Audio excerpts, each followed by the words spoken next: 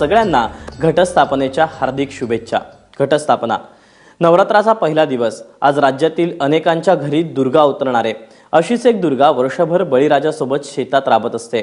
त्याच्यासोबत काळ्या आईतून सोनं निर्माण करते। मात्र तिचे आभार आपण मानायला नेहमीच विसरतो। आजच्या शेतीतील अशाच काही नवदुर्गांच्या कहाण्या इथून पुढे 9 दिवस आपण सातबाराच्या बातम्यांमधून दाखवणारच।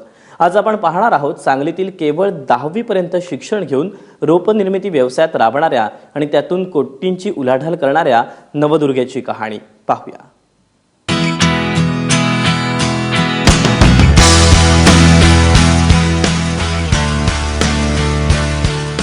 अर्ध्या एकरात पसरलेली टिश्यू कल्चर लॅब आणि 2 एकरात कार्नेशन आणि जरबेराच्या रोपनिर्मितीचा अत्याधुनिक प्लांट। तब्बल 3 कोटींची वार्षिक उलाढाल। केवळ 10वी पर्यंत शिकलेल्या सांगलीतील पलूसच्या सुवर्णा निकम या नवदुर्गेच्या कार्यकर्तृत्वाची साक्ष देणारं हे वैभव।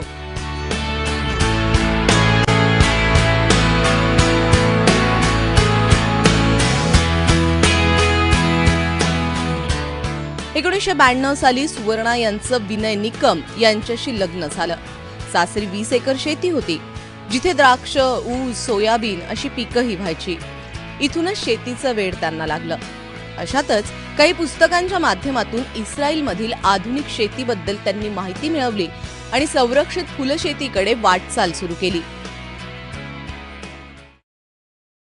आम्हाला असं वाटलं की नवीन काहीतरी करावं, म्हणजे हे द्राक्ष बाग वगैरे करत असताना मग त्यावेळेला आमच्या वाचनात एक इस्रायलची शेती असं सुधीर बोंगळे यांचं पुस्तक वाचण्यात आलं। त्याच्यातून प्रेरणा घेऊन आम्ही ग्रीन हाऊसची एक 5 गुंठ्याची उभारणी केली। त्याच्यामध्ये आम्ही कार्नेशनची लागवड केली। फुलांची हाईट 60 ते 70 सेंटीमीटर होती आणि त्याचा डायमीटर 9 ते 10 सेंटीमीटर होता आणि एवढी चांगली क्वालिटी असल्यामुळे त्याला मार्केट पण चांगलं मिळत गेलं। पाठीशी कोणताही अनुभव नव्हता, सगळं नवीन। मात्र पतीने भक्कमपणे साथ दिली। 5 गुंठ्यात पॉलीहाऊस उभं केलं।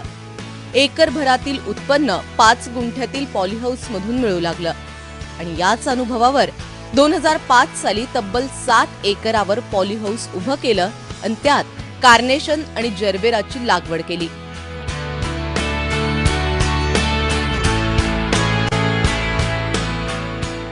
लागवड क्षेत्र अधिक असल्याने फुलांची रोपं मिळवण्यासाठी मोठा त्रास झाला। मात्र यातच सुवर्णा यांना यशस्वी व्यवसायाची संधीही मिळाली। असं म्हणतात ना की लॅब टू लँड, पण आमचं ऍक्च्युअली असं झालं की लँड टू लॅब असं आम्ही सुरुवात केली।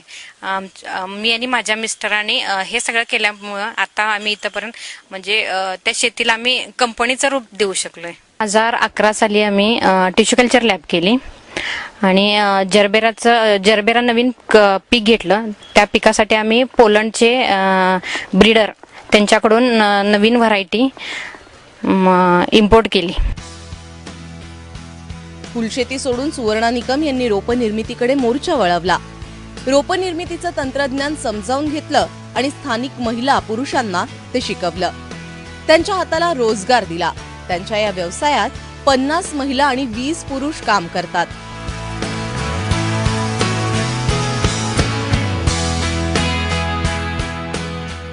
इथे जरबेराच्या विविध रंगाच्या 16 ते 17 जाती आणि कार्नेशनच्या 7 ते 8 जातींची निर्मिती होते, ज्यांच्या मार्केटिंगची जबाबदारी सुवर्णा यांचे पती विनय निकम सांभाळतात।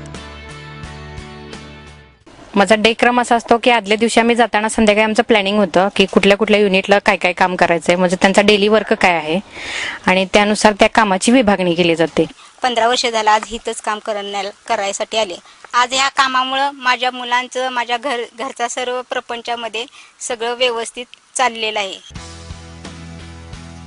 सुवर्णा निकम यांच्या टिश्यू कल्चर लॅब मध्ये washing unit, media preparation unit, autoclave unit, culture transfer unit आणि ग्रोथ रूम असे विविध विभाग आहेत। लॅब मध्ये 6 आठवडे राहिल्यानंतर 2 आठवडे ही रोपं नियंत्रित वातावरणात वाढवली जातात आणि कोकोपीटच्या प्लग मध्ये भरली जातात। यानंतर या रोपांची राज्यासह परराज्यातील शेतकऱ्यांना मागणीनुसार विक्रीही होते। ऑटोक्लेव्ह करून ते मीडिया रूमला ठेवले जातात. 72 तास ठेवतात ते. 72 तास ह्यासाठी ठेवतात की त्याच्यामध्ये कंटामिनेशन वगैरे काय वाढतंय का हे बघायसाठी ठेवतात. प्रायमरीमध्ये ते 21 दिवस असतात. 21 दिवसामध्ये त्याला स्प्रेइंग आणि त्याला व्यवस्थित रूट डेव्हलपमेंट झाली की बघतो. झाल्यानंतर ते सेकंडरीला मी ट्रान्सफर करतो. सेकंडरीला ते 6 वीक पर्यंत राहतात. 6 वीक नंतर ते आम्ही शेतकऱ्यांना विक्रीसाठी 6 वीक नंतर ते विक्रीसाठी तयार होतात. सुवर्णा यांच्या रोपनिर्मिती व्यवसायाचं अर्थशास्त्र आता समजावून घेऊयात. मागील वर्षी त्यांनी जरबेराची 3 लाख आणि कार्नेशनच्या 2 लाख रोपांची विक्री केली. जरबेराची प्रतिरोप 28 रुपये आणि कार्नेशनची प्रतिरोप 8.5 रुपयांच्या दराने शेतकऱ्यांना विक्री झाली. गेल्या वर्षी त्यांची 2,90,00,000,000ची उलाढाल झाली. यातून विदेशी कंपन्यांची रॉयल्टी, कामगारांचा पगार, लॅबचा इतर खर्च, वाहतूक आणि लॅब उभारणीसाठी घेतलेलं कर्ज फेडलं. सगळा खर्च वजा जाता मागील वर्षी त्यांना 15 लाखांचा निव्वळ नफा झालाय. महिलांना किंवा मुलींना असं सांगावंच वाटतं की आपण नोकरी करतोच, पण तसंच तुम्ही जर शेतीची थोडीशी माहिती करून घेऊन, शेतीमध्ये थोडासा अभ्यास करून घेऊन अगदी 5 गुंठ्यापासून सुरुवात केली, फुल शेती किंवा भाजीपाला असं ग्रीन हाऊसमध्ये करून गेलं तर तुम्ही नोकरीपेक्षा पण जास्तीत जास्त फायदा शेतीमध्ये तुम्हाला मिळतो. फक्त 10वी पर्यंत शिक्षण घेऊनही सुवर्णा यांनी शेतीत करिअरची संधी शोधली. शेती ते रोपनिर्मिती उलटा प्रवास केला. रोपनिर्मिती व्यवसायात आपलं प्रस्थ तयार केलं, महिलांच्या हाताला रोजगार दिला आणि आज पतीच्या साथीने ही नवदुर्गा कोटींची उड्डाणं घेतेय. सांगलीहून चंद्रशेखर खोलेसह ब्युरो रिपोर्ट, ABP माझा.